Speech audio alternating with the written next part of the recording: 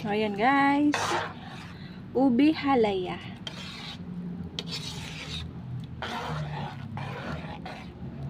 Yan, dito kami nagluto sa likod ng bahay. Sa kahoy na lang.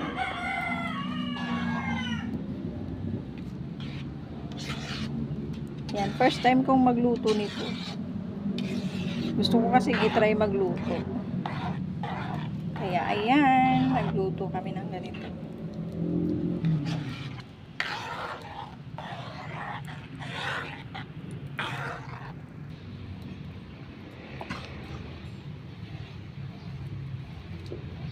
Yung usok, ang sakit sa mata.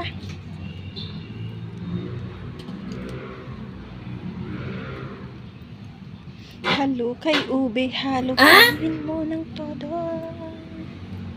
Ganon. Grabe yung pawis ko. Tapos ang sakit sa mata ng usok. Yan na, malapot na siya. Halu-haluin lang. Kaya lang yung usok, habol ako. Sakit sa mata. Yan, ganito pala magluto ng ube. Yan.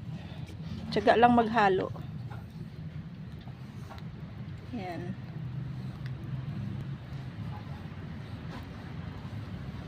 Usok pa more. Ginusto mo yan, kaya magtiyaga ka. Hindi talaga dito. Gusto kong i-try magluto. Sakit lang sa mata.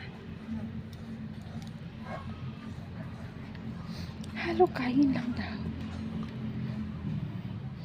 Pawis pa more.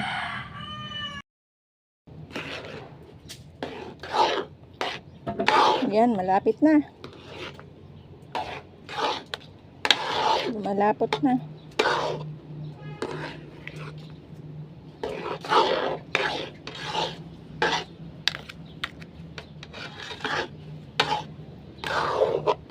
Para paghalo nito. Yan. Malapit na. Maangat na pati yung kawali. Ay, grabe.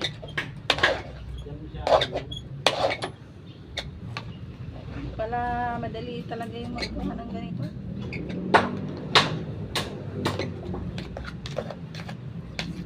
Tiyaga ang kailangan. Oh, maangat na yung kawali ko. May art, okay na to. Oh, masama na.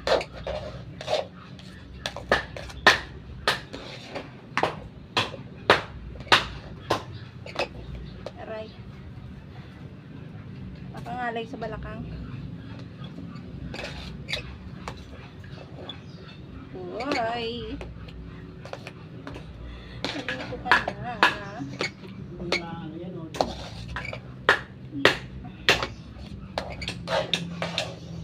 Na? Ayan na guys. After 10 years, naluto din. What? 10 years. O ayan. Isalin na natin sa lalagyan. So, ayan na. O, meron na tayong ube. Ito na yung ginawa natin. Tikman.